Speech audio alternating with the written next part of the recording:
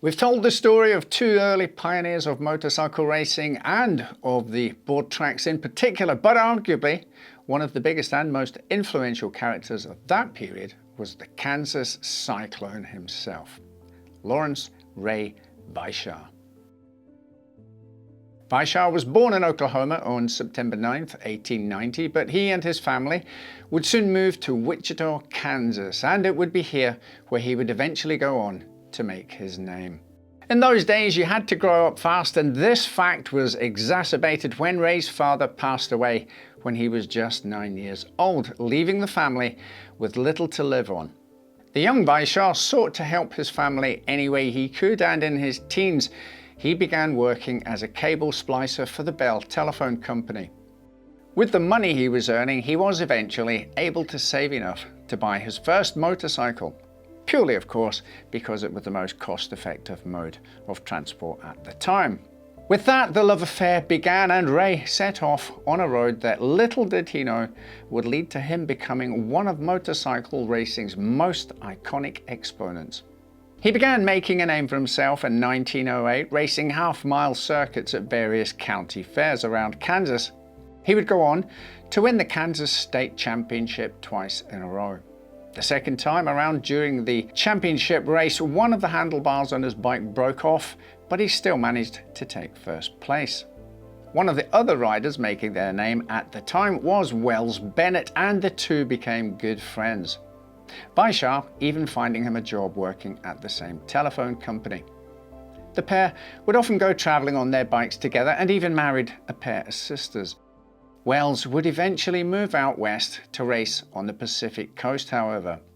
Perhaps sensing that bigger challenges also awaited him beyond the borders of his own state, Ray took his racing skills nationwide, with his first big event being the national race in Savannah, Georgia.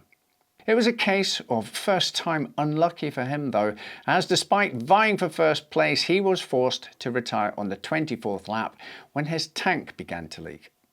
With the machines at the time not needing much of an excuse to burst into flame, this was probably a good decision. Despite his many successes, bad luck would often visit upon Weishaar. Aside from his broken handlebars and leaky tank, a faulty spark plug would lead him to losing out at the Dodge City 300.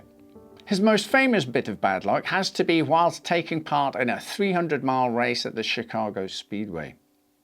Weishaar was leading the race coming into the final stages when the straps on his helmet came undone. In an effort to keep hold of his headgear, he clasped the straps in his teeth for several laps before tossing his helmet into the pits as he sped by.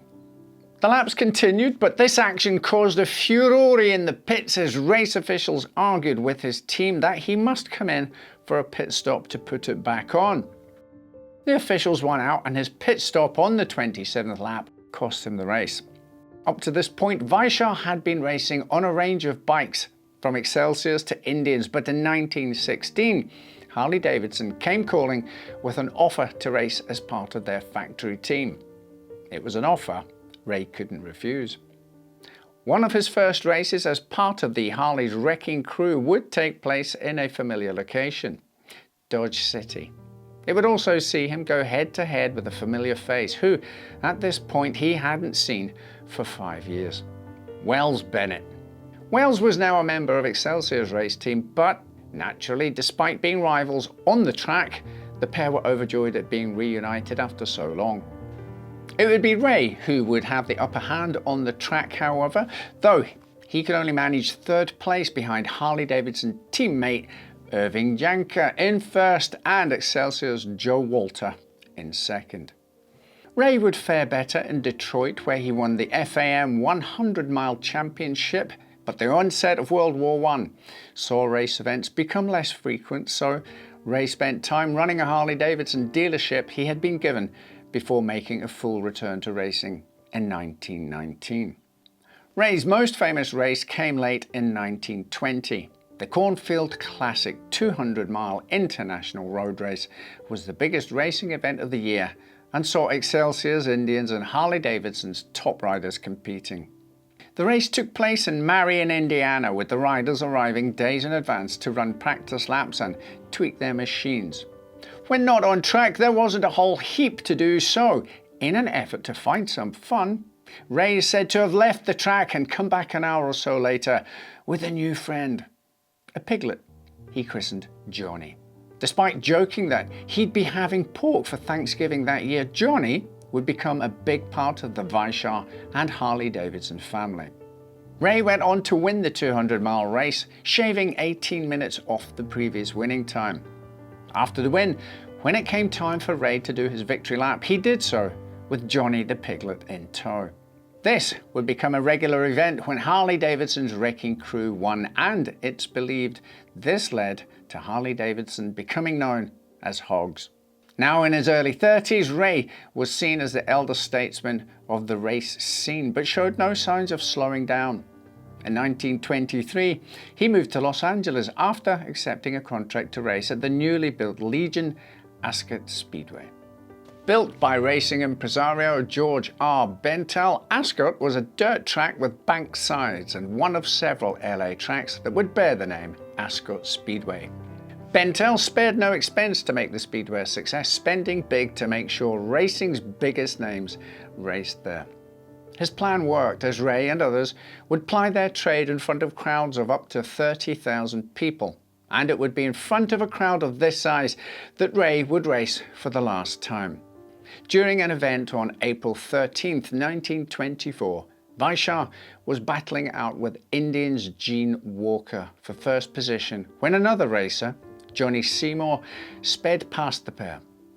This sent Ray's bike into a high-speed wobble, and as he fought to steady his machine, he began to skid on a corner he had crashed out on before. He did so again, but this time with fatal consequences. He hit the wooden barriers at high speed, wrecking his bike. Despite the destruction, Ray was actually able to walk from the crash before being rushed to hospital. Once there, however, he soon succumbed to the massive internal injuries he had sustained. Just 2 months later, Gene Walker, the racer who Weishaar had been battling with before the accident, also died in a crash. The two deaths so close together caused the motorcycle racing industry to slow the speeds of their bikes and create classes for smaller engine machines.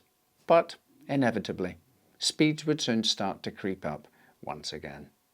Ray Weishaar was just 33 when he passed away, but his legacy will outlive you and I both. His achievements with Harley Davidson's wrecking crew race team, which he even managed for a while, have gone down in history. Those and his impulsive purchase of the piglet that would inspire Harley's nickname mean his name is cemented in the history books. We hoped you enjoyed today's episode, and if you did, why not give this video a thumbs up and maybe leave a comment on who you think we could cover in future episodes. Right then, you've been told. On your bike,